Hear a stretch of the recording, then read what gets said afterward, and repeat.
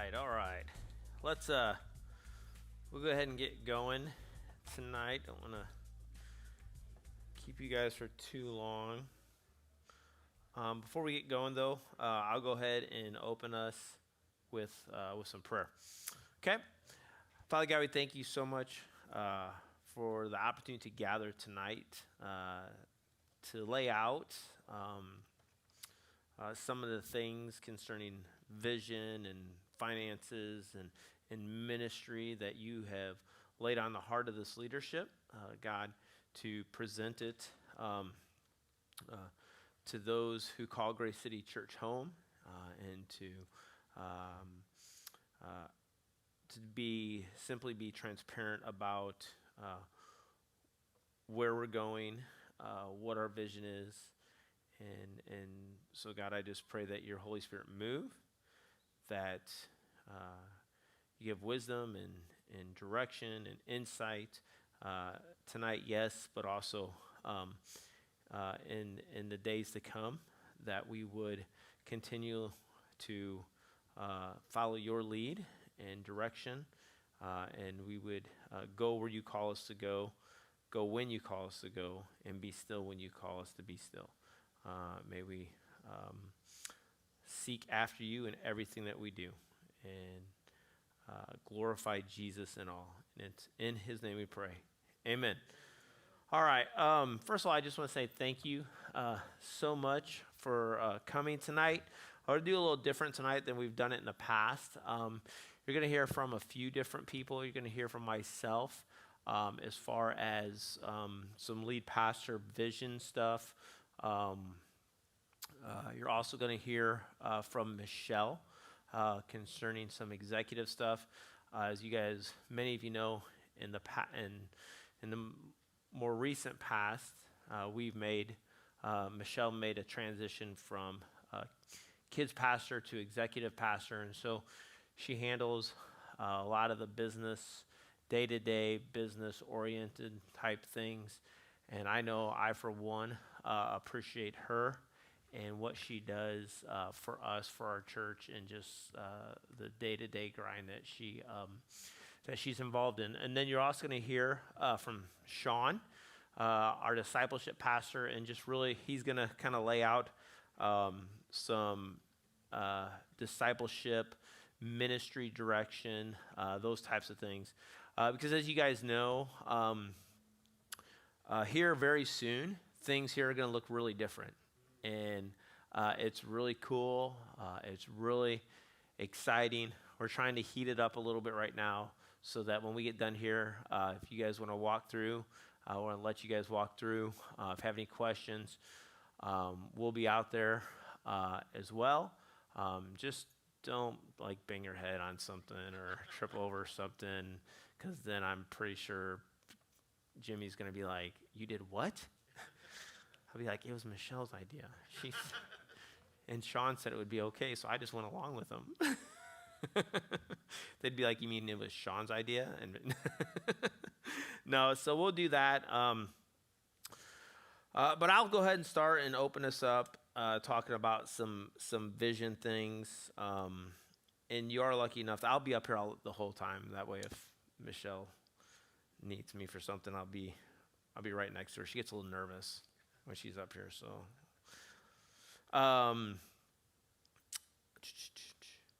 the first thing I want to talk about tonight, as far as vision goes, is, as you guys know, before COVID hit, we had several projects on the board. And it's weird to me. The other day, I argued with someone telling them that COVID was 2019. And then I realized after I left, no, it was 2020. It really wasn't that long ago. I feel like it was forever ago, and we've been stuck in this thing just forever. And so anyways, before that happened, we had several things kind of on the table that we were having a lot of conversations and a lot of meetings around. Of course, with that happened, we pulled some stuff back. We continued moving forward with the building, the expansion of the campus. And so we're in that place. As far as vision goes over the next, 2, 3, 4, 5 years,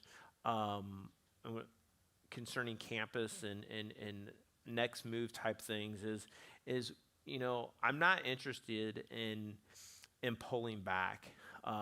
Yes, we have to delay some things, but it doesn't mean that we're going to necessarily pull back or pull out of things. Once we get into the building, and right now everything kind of revolves around getting this campus squared away, if that makes sense, getting things in line, getting the building done, getting ministries going, and those things.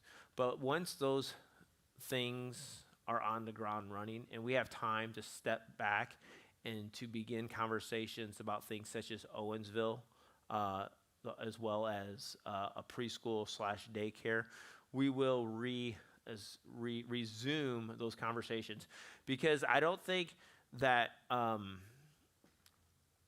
for me, pulling out of those things, though it's been a crazy year, 2 years, whatever it's been, is not really an option. I felt that God had a plan for us then, and I feel like that plan is still exists. Now, what that doesn't mean is, it doesn't mean when the building gets done here in the next couple of months that we're gonna launch Owensville this summer or even this fall. What it means is we're going to start having those conversations again. We're going to start sitting down with Corey more often and really focusing on those meetings. Because before that, our staff was meeting pretty regularly about it. And then all of a sudden, of course, everything hit, and then that kind of ceased. But all those things are still on the table. And they're all things that we believe that we need to continue to pursue. I mean, we still have Corey, who is phenomenal, and his heart and his passion is to do ministry, is to lead in that role over there. And for me, that would just be a huge mistake, just to say, you know what, we're just going to back out because everything got crazy and now we're a little nervous. No, to me, it's just, we're going to keep moving forward in faith.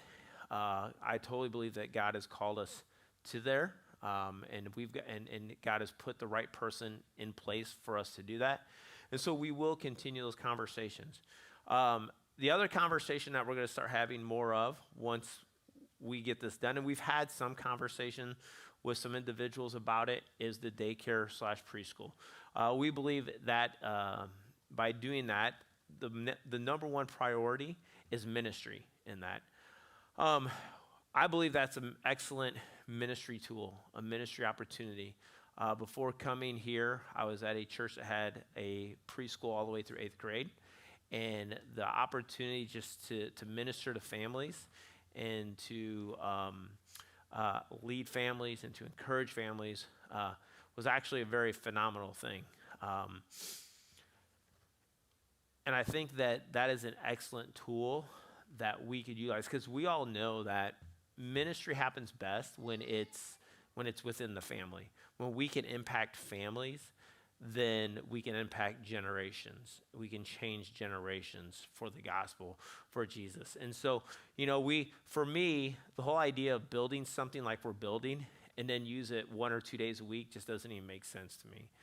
We want to maximize our opportunities with what God has given us to spread the gospel, to teach Jesus, and to just really pour in to the families that come here, whether it be on the church side or whether it be on a preschool or daycare side. But those are conversations that we will begin to rekindle once we get things kind of running and going and stuff like that. Let me see here. So that I'm going to move on. Were you going to cover building progress, or was I? I was going to. Okay. That's what I thought. I put it on here, and then I was like, I'm pretty sure we stuck with that. So on the building, we're very close. I mean, Jimmy has basically said end of February that they plan on wrapping it up. Now, of course, weather, everything comes into play, and we understand that. But as long as everything continues to move the way it's going, they're looking at the end of February, hopefully no later than the beginning of March. When we go out there, you'll see that there's a lot done. It's been moving pretty quickly as of late. It kind of had a slow start with some order stuff and some different things, but as of late, everything is moving pretty quickly. I just had in my head the other thing I was going to share.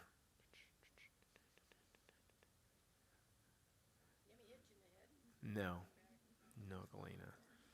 On the building, Michelle, anything? As far as the progress goes, I mean, you're going to see the progress. This week, I know they're supposed to be putting in doors and then mudding and taping, because once they get it enclosed, they can heat it even better than what's that? Oh, I thought someone said something. Oh, I was like, what? So this week, I know they're supposed to be putting on the doors and finishing up the doors and windows, and then start the mudding and taping, those types of things. So hopefully that will get done, and then that will speed up the progress. They're also, I know this week they're going to start doing the moving dirt around in order to, in the back, they got to make all the water flow away from the building. Right now, I guess it all accumulates to one big old pool in the corner, which they tell me is not good, but, whatever. And then, of course, they'll move dirt around out there for the playground, those types of things. And that little mound back there in the corner of the parking lot will be gone, and that corner will be added to the parking lot. So I know Mike and the guys will be happy about that. We'll have a little bit more parking up this way. Yeah, I mean, as far as building goes, it's going great right now. And so we just continue to pray that it continues to move forward. I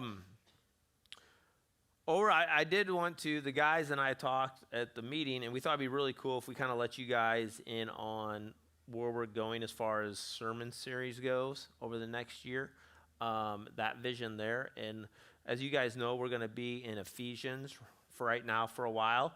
Then we're going to go over to do 1st and 2nd Timothy and Titus. And so that's where we're going for a sermon series, teaching series, those types of things. On leadership, whoa, I'm not gonna. I'll share with later with some of you what this is actually kind of funny. Can't believe I came up with that. On the leadership front, we did have a change this year according to our bylaws. If you don't know, maybe if you're part of Grace City from the beginning, and maybe you knew and it's not something you think about, but on the leadership front, we have our elders, which we have 4, including myself, then our staff, okay? And then we have a group of a finance team who gather monthly to help direct finances and things like that. And then we have our trustees. According to our bylaws that we put into play at the beginning of Grace City, is an elder serves 3 years, and then that year they can make the decision, or the remaining elders can make the decision. They can make the decision to step down if they just don't want to do it anymore, or the remaining elders can make a decision to ask them to step down if maybe we feel like they need a break or something. We've never had to do that, but that is a possibility. And so, but the way eldership works is then you can do a second 3 years. After that second 3 years, then you have to take a minimum of 3 years off. And so this year will be, because of all the COVID stuff, this will actually be the first time that we've actually made that transition. And so the first elder that will transition off, and this was set into play a long time ago, the first elder that will transition off is Grady Odell, and then in his place, transitioning on, will be Corey Nix. And so Corey, go ahead and wave, Corey. Yep, we felt like we needed a good old country boy, so we went with Corey. No, Corey's gonna be an excellent addition to our eldership. It was actually recommended by Mark. He actually came up with the idea, Mark Dace did, simply because at some point he'll lead a campus and be the representing elder of that campus. And so what a better way to kind of get his feet wet in eldership and stuff like that. And so he'll be transitioning into that place. In fact, he's already transitioned into that place. We just haven't had our first meeting. He tried to get, as the new elder, he tried to put out there that we were going to meet at 6:30 in the morning on Sunday mornings before my finance meeting at 7:30 in the morning. I was like, rookie, you better watch it. No, they weren't. They were so sarcastic. Mark Dace was so sarcastic in his response because he saw me later. He was like, you see what I put? I said, yeah, no, I saw what you put. You know better. He's like, I know, isn't that great? I said, no, come on, man. No, but anyways, Grady, yes, Grady will transition off. Corey is transitioning on. And so I'm excited about that. I'm excited about getting Corey in, and just it's always fun, exciting to get new thoughts and new energy and new perspective and stuff like that on the eldership. And I think it'll help keep our forward progress going, but also keep us fresh in our ideas and what it looks like to do ministry as we continue to try to figure that out as a team. So, alrighty. So I'm going to wrap this up with this last part on my end. When it comes to this vision and it comes to everything that we have going on and we have this expansion of this campus, guys, it's exciting. It is. It's exciting. For me, sometimes it's nerve-wracking, but at the end of the day, it's exciting. At the end of the day, we, as a collective group, are stepping out on faith in a lot of ways. And I love being a part of a group of people who are willing to do that, who are willing to say, you know what, all the dots aren't connected, but we believe God has taken us in this direction, and God will connect those dots as we take the journey. Now, with that being said, and many of you here serve in great capacities already. And so I want to say thank you for that. Just thank you for everything that every single one of you do. We have people in here that do everything from the finance team to kids ministry to people who clean every Sunday. Well, we have every avenue represented in here. So I want to first of all say thank you for that. So appreciative of that. With that being said, man, it's going to get busier. It's going to get busier. We're going to have things going on. We're going to have things going on other weeknights. We're going to have things, church is going to look different. Kids being over there. We're going to need more workers. We're going to need more servers. And this is not an appeal to ask you to do more, but this for me is an appeal to ask you to pursue other people to do. Because I don't want to stand up here and ask you to do more when I already know that a lot of you, or most of you, if not all of you, are already serving hard, and I appreciate that. But we as a team, we are going to have to figure out ways to pursue people who aren't serving.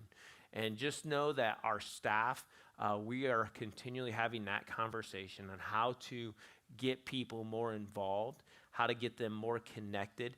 Because as you probably are aware, one of the most difficult things over the years has been, and it's increasingly becoming more and more difficult because of COVID, because of fear, because whatever, okay? It's becoming increasingly more and more difficult to get more people committed to being plugged in. And maybe it's family schedules, or I had this conversation with a friend the other day, and we were talking about how, you always had your core group of people that were always there. If the doors were open, they were there.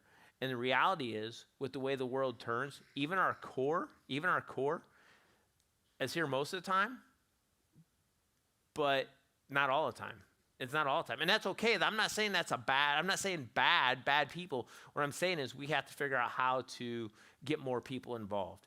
And as you guys, many of you know, you've served for years in ministry, in churches and stuff, and you know how exhausting it can be. And some of you have served to the point of being burnt out.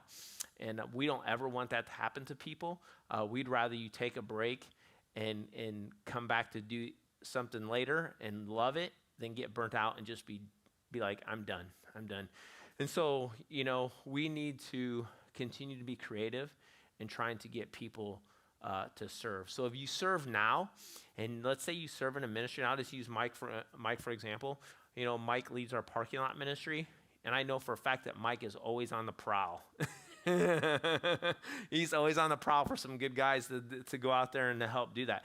That's excellent. If you serve in a ministry, don't leave it up to just one person. No, don't leave it up to the lead pastor or the discipleship pastor or whoever. Go out there and strengthen your ministry, strengthen your team by being someone who goes out and finds people to help serve on your team. Okay, so because we're gonna need it, guys. This is awesome. This is great. The building, the expansion, but at the end of the day, we're doing it for a purpose, and that purpose is to love people in the name of the gospel, in the name of Jesus. And in order to do that, we have to have people who are willing to do that in a place of servitude, of servanthood. And so, yeah, we're going to need you guys to help us get people excited about getting plugged in and serving here. So with that being said, I'm going to go ahead and ask Michelle up. I'm going to give her this mic. I was going to talk into it, but now it's like, it doesn't matter. Test. Okay. Test. Nope. Go up on this. He turned me off. I did. Test. All right. Okay, there you go. On. You're good. All right. Let me move my stuff. Take your series. Yeah. So she's not talking to Yeah. me. Dude, she said weird stuff, just go man. away. She did. Good evening, guys. I just wanted to update you on a few of the business items, and I know we have Jeff Smith and Matt Isgriggs and Dale Cottrell back there from our finance team. Jason Harbour is also a part of the team. I'm not sure if he's here tonight, but he is another one that serves on our finance team, and they volunteer a lot of hours, and so I would just like to appreciate them and give them a round of applause right now for everything that they do. And for you guys, feel free to correct me if I give out any incorrect information. But a few things I wanted to update you on is, as most of you probably know, we were donated some land in 2020, a house and land that sold. But in 2021, we sold 50 acres, and we were able to bring in $4,375 per acre for that 50 acres that we sold.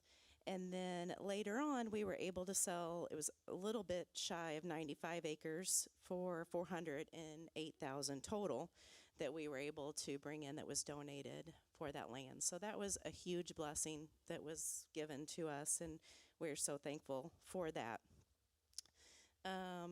Then something else that I just wanted to share on the building. I'm not sure if everyone knows, but we currently still have a loan for this existing building that we are in. And so we are taking out one loan to consolidate for the new building and to pay this off from the Sullivan Bank. And that loan will be around $1.65 million. We are setting aside the $200,000 for overruns. So we're hoping it to be about 1.4 is what we hope for the loan to be, but things do happen and do come up that we just want to make sure that we are safe in that, and we're hoping that that loan closes next week. So Let me, real quickly, I just want to add, because you may be asking, because I know that some of you know that the current loan status on this building was pretty much an interest-free type loan. And so the question you may be asking yourself is, why would we take that and put it into a a lump sum loan with our building, with the new building. And the reason is because we had multiple efforts. We made multiple efforts to put ourselves in a situation with the current lender where a couple 24 months ago or so, if the current lender would put us on the deed or whatever first, then we would be able to get out of paying taxes. Well, we were going to have the same situation with the building. In order for us to get a loan for the building and continue building, because we would have had to stop, our current lender needed to pretty much sign over so that our name was the first on the property. Am I right? Am I pretty correct about that, Dale? Okay. I want to make sure. And then, but they weren't willing to do that. And so in order for us to move forward, whether it was this building or anything else, our options were either really try to convince the individual or just simply pay her off.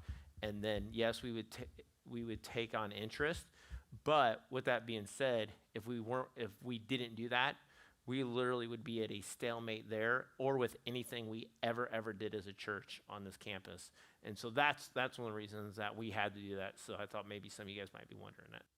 Yes, and if you have any more questions in detail, feel free to come talk to either of us about that.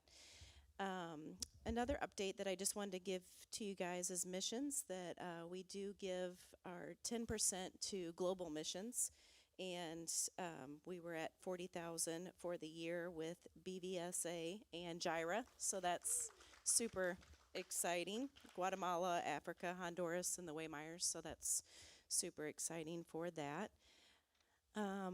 Currently in our savings, we have a little over $574,000 in our savings, so that is a huge blessing because we have been able to pay off all of the bills as they've come in for the building loan as we have been receiving them, and so that is awesome with close to $35,000 in our checking. So that is awesome for that.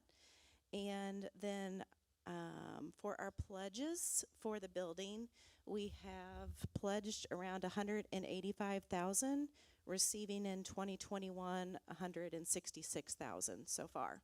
So that is super encouraging that we have those pledges coming in. And then I have copies of the budget for you, and then we have also printed everyone's ministry and their names, their phone numbers. So if you have any questions, we ask if it is about youth ministry. If you can direct those questions to Matt, it has our titles on here. And if you don't know, feel free to contact me, and I will find you the answer or get you in contact with anyone that you would need to talk to about the budget or any other questions you have about 2021. Is there anything else that...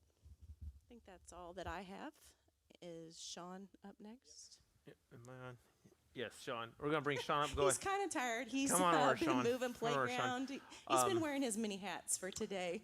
Yeah, so we'll take these budgets and we'll set them in the back there. And if you guys want to grab one on your way out, then please feel welcome. Yes, in the phone numbers, feel welcome to do that.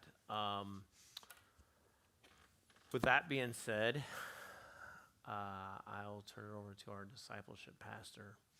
I had one question about the... No. Oh, I've never explained the rules to you, have I? Is this your first... No questions, no questions. Is this your first congregational meeting? I just need clarification. No, we don't ask questions now. We ask questions. Of Michelle's 185 pledge just for this year or overall? Overall. Overall, okay. Yes, and yes. we've received 161 and 185. Yes. Okay, Yep. cool. So I just wanted to clarify. We've received a large portion of it already, so that's pretty impressive, actually. Oh, yeah, that's good. Okay, fantastic. All right, mine's real quick. He just wanted me to report kind of on what has happened in this past year and maybe some things going forward. And so pretty simple. I left my computer at home, so I had to come back and put some things together here real quick because I ran up here to do the playground stuff, which was a last minute, hey, we got to get this done real quick. So anyways, I may be missing something. And one of those statistics I truly am missing was I wanted to report on Right Now Media. I know that we have over 100 users of Right Now Media, and I hear a lot of positive feedback about Right Now Media being a resource that we're utilizing. And if you guys aren't using it, man, really want to encourage you guys to get on there. But there is a lot of people using it, and it is a good resource that we've invested in this year. And I want to say going forward, a lot of our small group ministries will utilize these resources, but it's available to you, year round. I don't care if you're at home wanting to do a family study together, or maybe you're embarrassed to step out because you have some financial struggles, and there's stuff on there about how to manage your finances, right? Maybe there's marriage struggles, and of course we want to come alongside you with any of these things. We absolutely do. But sometimes I know it's hard for you to open up in that, and there's resources like that out there on Right Now Media. And so I just want to take a second. I was going to give a highlight of how many actual users we have. I know there's over 100. I just don't have an exact. Okay, and that's a really good. That's a really good number in my opinion of our church, because I've had this resource before about 8 years ago, and we only had about 31 users. So, and we got rid of it after about a year or 2 years or whatever. Right now, I know we're using it. So I just really want to encourage you guys to keep doing that, and give us feedback as you guys use it. You guys find something that was really good, really encouraging, please let us know. We want to be able to be a mouthpiece to it to encourage others to use those things as well. One of the things that Kenny wanted me to talk about, just kind of a recap of the groups last year. So in men's groups, which I kind of break it up into two different things. We have like our Wednesday night men's groups, and then we have like these men's events. And then we have what I call men leading men, all right? And so in the total number, not men leading men, but in men's activities and men's Bible studies, I will tell you we had over 55 men that were involved in some activity throughout the year as far as Bible study or our outings, which we went to, like Top Golf and barbecue. We did a rabbit hunt last year, a little competition. Of course, the Cokes won, and whatever. And we had another skeet shoot and cookout at the Cokes house, which was fantastic as well. And so that's a good number. It's great. I'm super encouraged and would be so happy to see more men getting involved, right? And I mean, I don't want to. I'm not sitting up here beating anybody up for not being involved. I'm just saying, hey, for sure, as far as what people have signed up, we had over 55. There could have been more people that didn't sign up, that showed up, that went to any of these things, okay? Women's, yep, they're leading the league, okay, just in their events and their Wednesday night Bible study. There's over 75 women, and we know we do cooler events than they do and more. So there's something going on there, guys, but they're whooping us. They just have more intimacy as a group, I guess, no, it's a really, I think things went really well. If you guys, the way I kind of look at our men's and women's ministries, I break them up, and small groups, I break them up into like semesters. I look at this year as like a school year almost, right? And so in the two different sessions that we had last year, there were some great book studies, right, that went on. Great Bible studies. We have multiple studies happening here at the church, and we're going to have more, right? We're going to be adding a new life group even this year to our life group studies. And so super excited about that. Any growth is encouraging, right? And so just really want to encourage you guys to continue to be a part. And here's the thing. Kenny mentioned it. If you're here tonight, you're probably part of the core team at Grace City Church. Let's be real. And so this isn't a session of beating you up saying you need to be doing more. This is like, hey, thanks for carrying the torch and being a part and being a leader and leading by example. If you were here today, I shared about a man who literally used to pick me up on a church bus, who gave me candy all the time, who loved Jesus. You know what? I wish my life looked just like his, right? And so, thank you. Thank you for being a part. Men leading men. If you guys didn't know, Men Leading Men's been going on for 2 full years now. It's been pretty awesome. We've gone all the way through the New Testament the first year. And last year, we got almost through the Old Testament, which not quite. We have Psalms that we just kicked off for this start of the year. And we have Proverbs. And we have one more, Genesis, Exodus, Leviticus that we have to hit. Numbers, Deuteronomy. I had to think about it. I think that's the 4 books, I think, in my mind, that we have left to finish out this year, okay? And so man, we crushed it last year. There's over 33 men that are actually participating in Men Leading Men, all right? And so that's just signed up. Every now and then some people ask me at church, and I'll just add them back to the list and throw them on one of my groups, right? And so anyways, that is something that I'm super stoked about, honestly. It's not like it's an everyday thing. Maybe not every day everybody's involved, but there's an opportunity for you to be involved. There's great conversations that do take place. It's not every day. But it's encouraging guys to be in the Word, and immediately, if there's ever a prayer request, there's always a response. There's people praying for one another. And so one of the coolest things that I can literally sit here and talk to you guys about, finally, for this next year, there's a lot of different things. We're talking about, hey, what's going forward? Yep, we're going to add a new life group that is going to be led by Mark and Sherry Page. It's going to be at Laura Oaf's home, and Noni and Charlie are going to be part of the leadership of that as well. And so I'm super stoked about just one more group being added, all right? The other thing that we're going to be doing, once the building is done, obviously we don't want an empty building, right? We don't want just something being utilized on a Sunday. But one of the things we are going to do is utilize that building on Sunday, and it's going to free up some other space that we're going to start doing what is called Growth Track, all right? And so you guys probably heard a sermon 2 years ago, was it, that at the first of a kickoff of January, we went through kind of a growth track, hey, who we are as a church, and over different topics such as baptism, Holy Spirit, stuff like that, right? Well, now what we're going to do basically every other month, it's probably going to be about a 4-week class. It's going to be during the sermons that are going on, because we have 2, services. There's going to be a room that for newcomers or anybody who wants to go deeper in those particular areas that I'll get to teach for 4 weeks. And so newcomers, new believers, whatever that looks like, visitors, we're going to do it every other month where we go deeper in those topics, where they can ask questions, get more feedback, and get a deeper understanding. So I am super pumped about that, because honestly, one of those things is we're going to be encouraging people to serve right out of the gate, right? They're going to have an understanding of why we would be asking them to serve. They're going to have an understanding about giving, right? And how important and how impactful it is to our community of believers, right? And so all these foundational pieces that maybe people don't know, it's all going to be part of that group, and they're going to have an understanding right out of the gate as a new believer. Hey, these are kind of things that you'll see as an expectation of Grace City Church and calling Grace City home. And so those are just a couple of things that are new for next year. That's really all I have for tonight. I would ask you for questions, but I don't get to do that. So there we go. Who's up? Michelle has one more thing. I forgot one little piece of information that is just some good news. With the land that we have sold, we do still have a 5-acre tract left that we are asking $39,900 for. So that will be hopefully selling within this next year, and so that will be coming also. And I just wanted to share that I forgot to tell you, we do still have 5 acres. That if you know anyone who's interested, that is for sale, and they can see Corey right back here.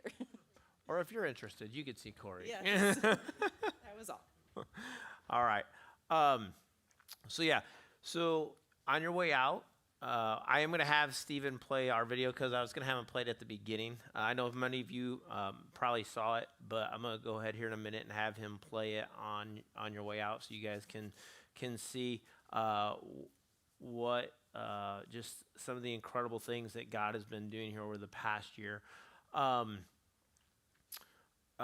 If you have questions concerning budgets or ministries or anything like that, we ask that you, like Michelle said earlier, just contact the person in charge of that ministry.